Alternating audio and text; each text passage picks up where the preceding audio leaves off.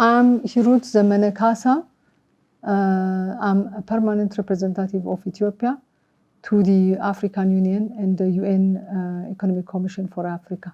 We are very much delighted to chair the African Union Peace and Security Council in the month of April.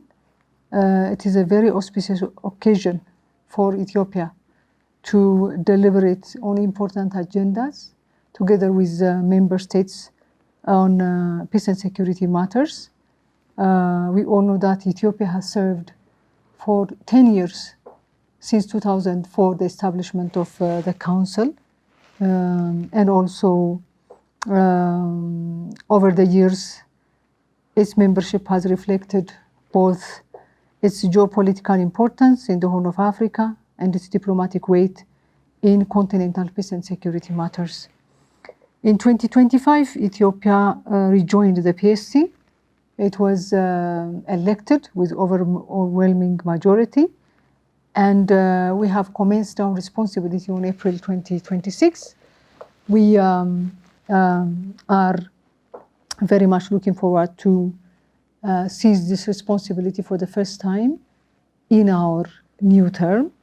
And as we all know, the Peace and Security Council is a creation of the normative frameworks, especially the Constitutive Act, Article 3, and its protocol, and a very important body that deals with our architecture, African peace and security architecture, and also of course, the governance architecture, which create a continuum between preventive diplomacy, negotiations, ascertaining peace, and then also post recovery and reconstruction processes. In this arena, we are very much delighted to preside over the April session, which of course has both thematic and country-specific issues. And just to give some highlights, the month of April will cover 11 agendas, and 2 of them are ceremonial and very important. We'll start out on April 7 with a flag hoisting ceremony where the newly elected members and the re-elected ones will be introduced to the council. And then after the flag hosting ceremony, we will have a get-together through Ethiopian coffee ceremony to celebrate this union and partnership. And then after that, we will definitely have to commemorate the International Mine Action Awareness Day. And this will be the second activity within a day. And we expect high-level officials to preside over this program. Of course, we also focus on the open session on hate crimes and fighting genocide ideology in Africa. This has been an annual event that has been celebrated to observe the genocide that was committed in Rwanda against the Tutsis, and then also in reflecting on this very important matter so that we would say never again.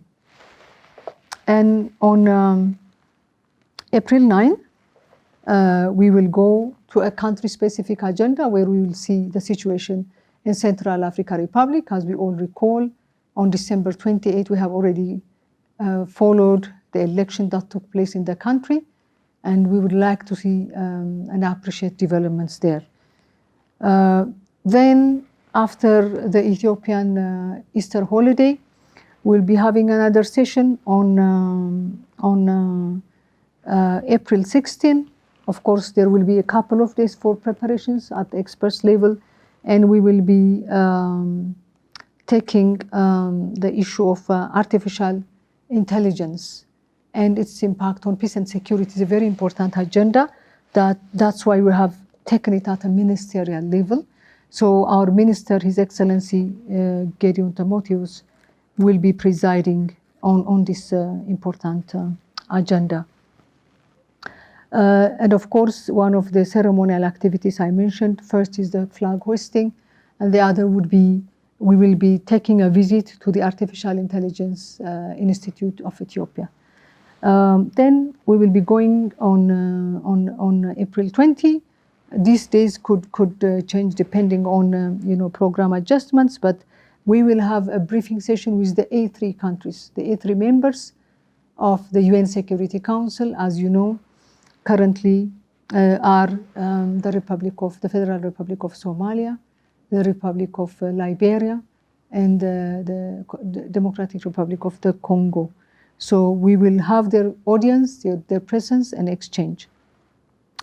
Of course, then we will also deal with preparations for the annual, this will be the 5th annual joint retreat of the Peace and Security Council, together with the APRM. It's a retreat between the member countries of our council and the African peer review mechanism. The experts meeting will take place on the 21st, and then we will then be taking another country-specific program, which is South Sudan. As we all know, we have been closely working with the sisterly country of the Sudan through complementarities, where the IGAD has played an important role in reaching into the 2018 agreement. And we have the C5 that is working very closely, the African Union and partners. And hence this time we'll be taking a field visit towards the end of April, where we will be appreciating the situation in the country, and they will particularly look at development since we have been there in August at the chairship of Algeria. So developments in terms of the implementation of the peace agreement. Of course, as we all know, election is slated for the end of the year. And then we will also have a very important agenda that deals with peace and security and very critical for the continent. There will be an open session on peace and security, on peace support operations in Africa.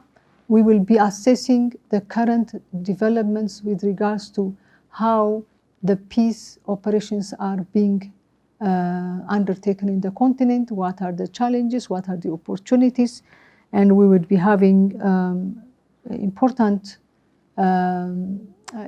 people to also give us some ideas so that we can have an exchange and move forward on this agenda. Our program will be ending with the inputs that has been given by the experts on the Peace and Security Council and African Peer Review Mechanism process. And then this will be the final day for our chairship. So definitely, as we have mentioned, we look forward to these very important ideas that range between peace support operations, engaging with the UN Security Council members of A3, and then also the country-specific agendas such as the South Sudan and the Central African Republic. We thank you very much.